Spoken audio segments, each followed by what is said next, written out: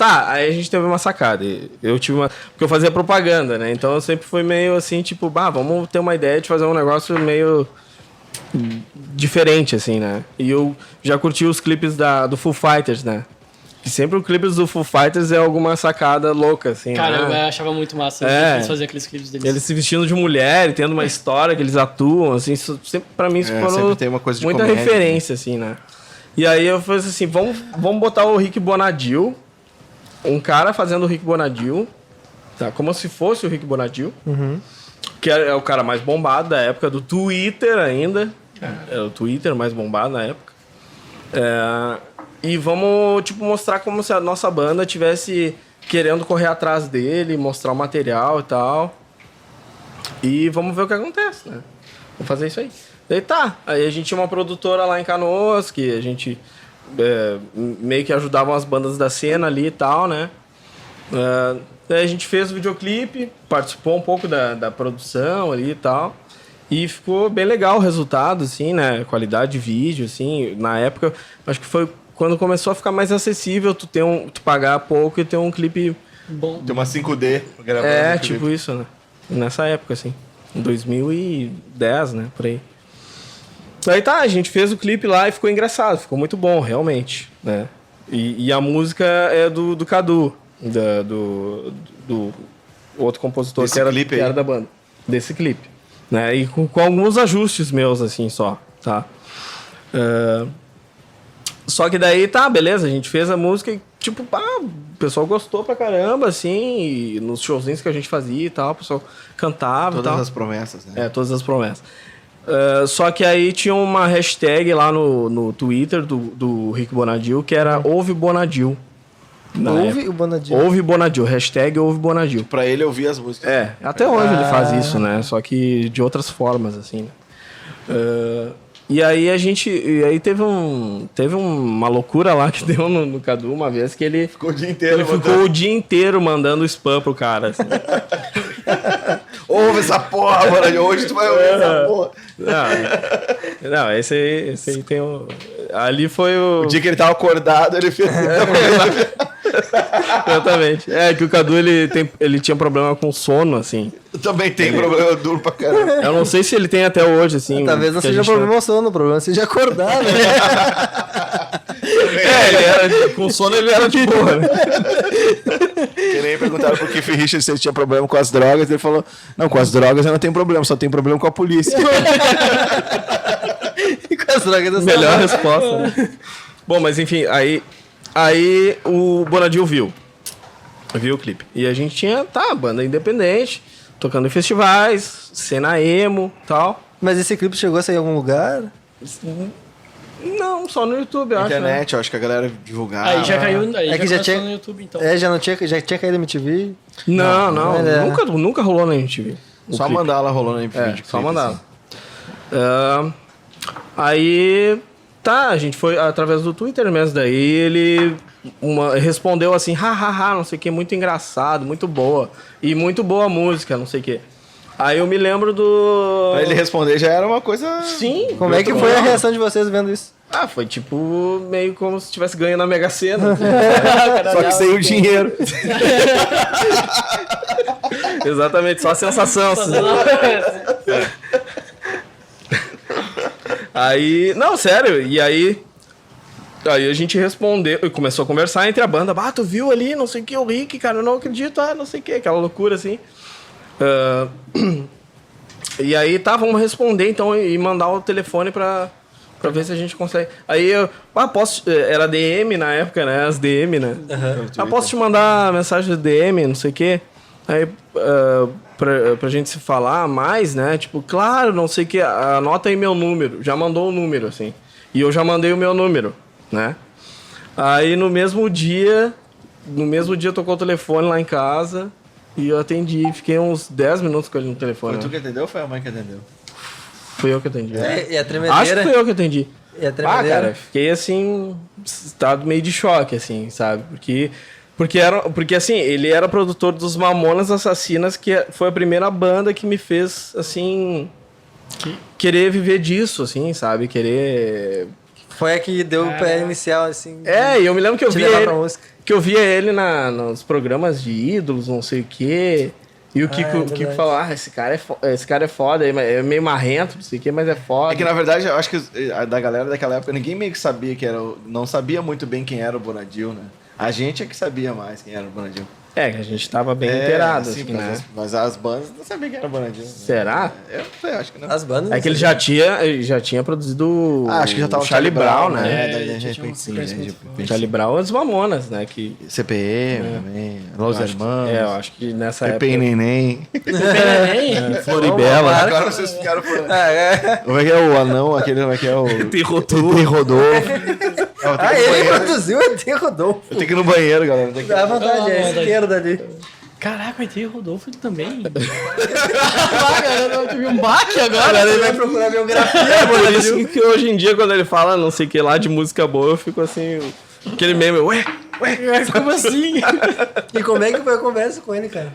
Não, pois é, daí no telefone, assim, eu meio que, né, guri de 24, 25 anos, ele fala guri porque eu tô com 34 agora, né? Mas assim, bem nervoso, assim, falei, cara, que satisfação, tá falando contigo, não sei o que, não acredito, não sei o que. E ele, vocês têm que vir aqui pra São Paulo. Nunca me esqueço disso. Aí eu falo, certo, não sei o que, vamos. O cara nem sabe como vai. Ele fala, vamos, não sei o que. Muito legal a música de vocês, a banda e tal. Foi bem diplomático, assim, e tal. Aí beleza, vamos... E aí vamos conversando. Tá, beleza. Aí, entre a banda, aquilo foi um baque, assim, também. E o pessoal da cena em volta também soube disso. Caraca. Né? Porque, tipo, a gente tirava um print do Twitter, né? Lá e postava, assim, e o pessoal... Pô. Daí, tipo, tem aquela coisa, né? Que, tipo, o pessoal não dá muito valor, né? Mas aí, quando o time tá ganhando, o pessoal vai lá e começa a torcer pra aquele time, sabe? E foi muito o que aconteceu, assim. Do nada, sabe? um monte de gente que não... Exatamente. Próxima. Isso. Do nada veio... Exatamente. Sabe? E aí tu começa a ver como... não foda, não sei ainda, foda. Mas espero saber. Mas em tudo na vida isso acontece, Sim. cara. Em tudo na vida, assim, sabe? Às vezes as pessoas estão ali contigo e tal, mas, né, meio que torcem, mas não torcem, assim. Aí quando vê que tu tá indo bem, assim, a pessoa vai lá e cola, né? É nas horas boas, né? Eu sempre te apoiei. Quando ficar famoso, não vai esquecer dos amigos. Eu quero que saber que se for. Aí tinha um dilema, né? Que a gente conversou entre nós e tal, só que tinha um lance assim. Nosso baixista... Derrubador oficial de latas. O nosso baixista tava se formando, tava no último semestre de engenharia, algum tipo de engenharia lá. Na URGS, né? Na URGS. E aí a gente, tipo, por ser amigo, todo mundo ali e tal, tipo, nós não vamos agora. Nós vamos esperar ele se formar. Porque hoje em dia eu faria diferente. Porque eu acho que esse tempo foi meio que crucial, assim. Que a gente tava quando aconteceu isso, foi uma fase de transição em geral na música, assim. Não só nossa. Foi em geral o que tava rolando. Tava meio que... Resumindo, tava na finaleira do emo. Entendeu? Tava na finaleira da onda emo. Então, talvez se a gente fosse antes, assim... tivesse mais resultados melhores, assim... Questão de capitalizar mesmo, assim... Shows e... Aí o que a gente fez? Vou pedir. Aí o que a gente fez? A gente fez uma reunião lá em São Paulo. Foi pra lá, né? Pra conhecer ele pessoalmente. A gente ficou um fim de semana lá, eu acho. E conheceu ele. Eu levei meu encarte dos Mamonas Assassinas pra ele assinar, né? Tenho assinado em casa até hoje lá. E o legal, assim, eu vendo de fora, assim, vendo de... Claro, cria toda a expectativa nos guris, aquelas expectativas de de músicas. Living the dream, né? Que é Living the tipo, dream. vivendo o sonho, né? Mas foi legal que vocês foram pra lá, né? Vocês tiveram a atitude de ir. Muitas pessoas não vão, ficam com medo. Ficam com medo de saber vocês se não. realmente vai dar certo ou Vocês não. realmente largaram tudo pra tentar a sorte, né? Porque muitas pessoas não vão. Não. É o pulo da fé, né, meu? E Tu tem nessa- que ir pra ver o que vai acontecer. E outra se que, for. tipo assim, e uma pessoa já é difícil, imagina uma banda e Né, todo mundo cara. querer ir. Isso é uma coisa muito legal. Isso aí que eu fiquei muito pensando, tipo, mas tá, uma coisa é ele fala pra ti, tipo, olha só, vem pra São Paulo. E tu dizia, tá, beleza. Outra coisa é tu chegar na banda e dizer assim, ó, e aí, pessoal, a gente vai pra São Paulo, aí tá que ligado? aí que tá, tipo... Nada certo e ninguém ganhava grana tocando, não era músico de noite. É, porque não chegou a fazer um acordo ou falar, só falou pra vocês irem Era uma conversar. Era uma coisa verbal mesmo. Verbal, era tudo verbal. Sim, não diz assim, eu venho aqui que eu vou pagar 100 mil reais pra você. Vai dar esperança. Não, assim, daí quando a gente foi lá, a gente conversou, mostrou a banda, mostrou as músicas. E eu me lembro quando a gente foi, a gente quis fazer assim, não, vamos lá e vamos levar uma música nova já. Aí a gente levou uma música nova do Suminski e era a música mais pesada e cheia de solo que a gente tinha, assim, cara. Com pedal duplo Ele lá. pegou isso. Dentro da cabeça dele deve ter pensado isso. Mas eu senti isso, porque ele era o cara do pop rock, né, cara? E ele gostou e tal, mas, né, tipo, não era aquilo que ele queria pra nós, né? Mas era o som... é o som que eu mais curto da banda, que era Não Mais, que a gente levou o som gravado pra lá, né? Uma das melhores gravações, assim, e tal. Não Mais. Tinha solo, um solinho, os cromatismo louco. Era tri. Aí tá, ele falou, aí a gente, né, perguntou, o que a gente teria aqui, por acaso, né, tipo, eu tenho umas rádios aqui, uns programas, não sei o que, uns shows e tal. Aí nós, tá, beleza, a gente quer vir, quer trabalhar junto, só que a gente tem que esperar nosso baixista concluir a faculdade e a gente vem. Enquanto isso, a gente vai produzindo por e-mail, assim, né? Uhum. Tá bom, beleza. E-mail. Por e-mail. Isso aí, tiramos uma fotinho. Cara, essa fotinho junto que a gente tirou, cara, ela abriu mais portas do que qualquer outro trabalho que a gente já tinha feito na época, assim. Caraca. Que esse lance que eu tinha te falado, né? Tipo, que as pessoas não dão valor. Tipo, aqui no Sul, assim, alguns produtores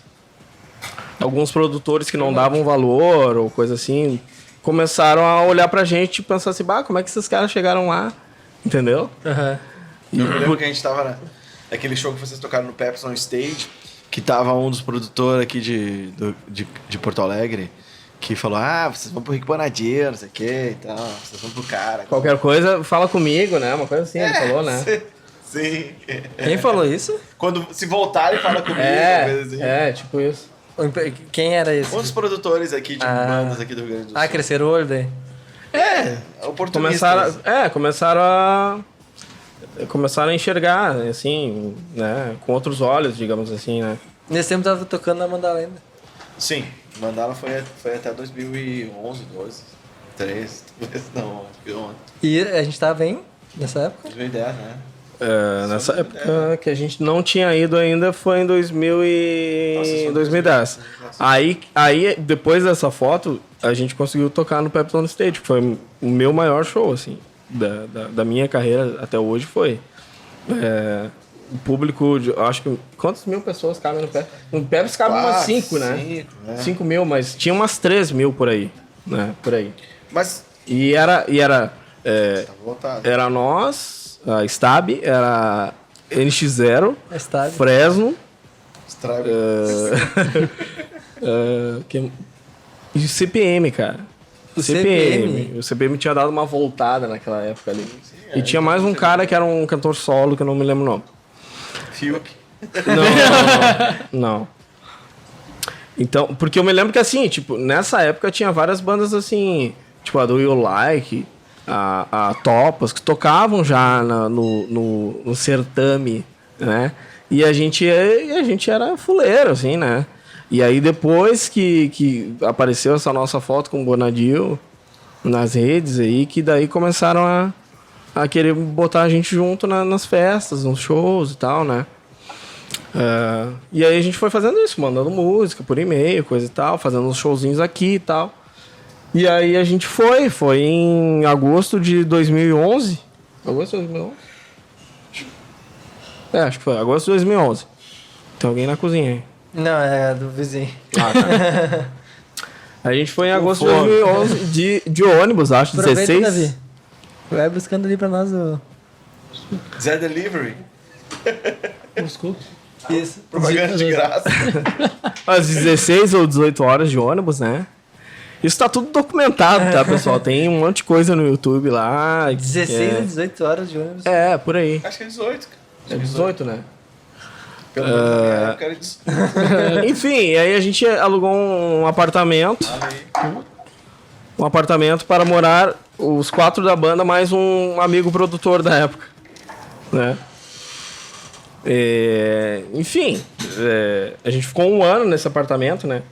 Mas assim, é muita história, cara, porque tu morar com um monte de amigo teu marmanjo, assim, é muito difícil, assim, tipo... Tanto que no quarto mês, olha só que foda, né, essa história. O cara que a gente esperou um ano, né, o Lucas, no quarto mês ele já foi embora. Lá passou aí um tipo, pessoal, tô indo embora. Valeu por esperar, mas tá vazando. Não, é que tipo, todo mundo tinha aquele lance assim, tá, mas eu vou ficar, se em um ano não acontecer nada, eu vou voltar pra casa, sabe? Todo mundo tinha meio que uma meta, assim. Mas no meio da música não é uma coisa De pronto. Exato, né? exata, não tem como, entendeu? Ah, sim. Sabe? Tipo, do retorno, não tem como tu fazer Mas se isso. vocês Tu não não estavam sabe, botando dinheiro na história. Exatamente, isso é outro ponto, né? Aí o retorno de vocês é tipo... Não, é que isso é uma coisa que a gente foi se dar conta só depois, né?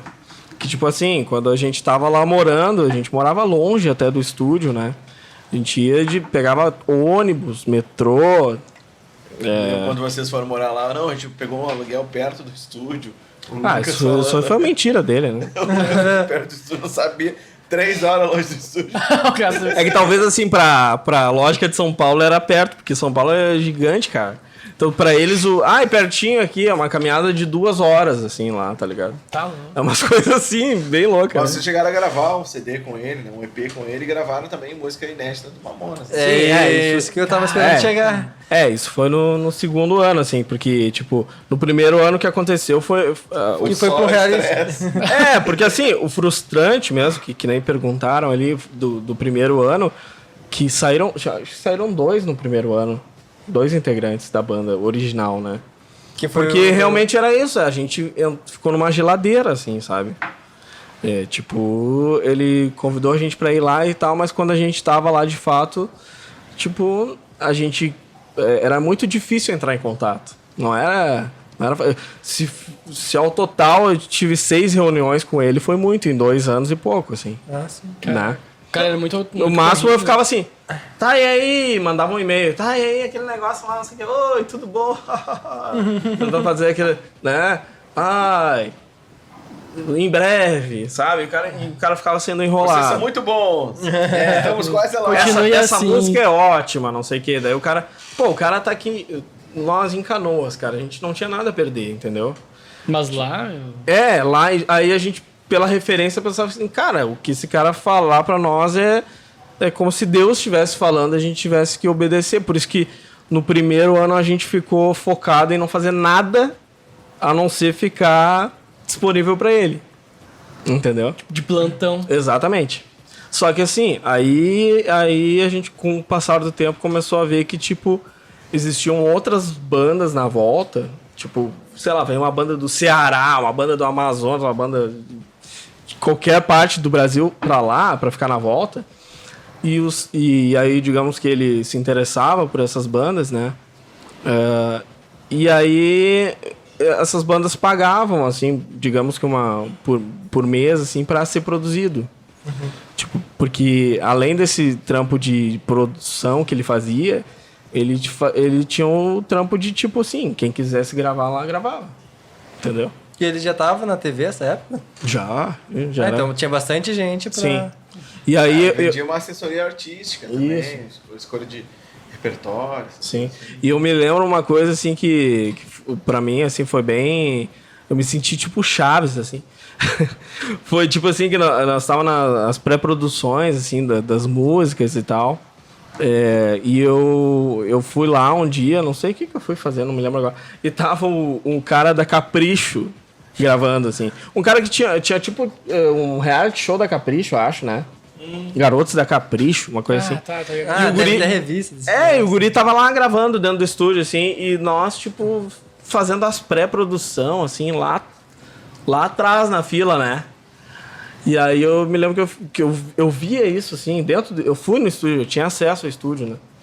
E eu me lembro que eu via isso e ficava meio chateado, assim, porra, eu vim lá da puta que pariu, tô aqui, né, me dispondo minha vida pro cara aí, a gente tá aí há não sei quanto tempo e o cara tá dando oportunidade pra outros aí.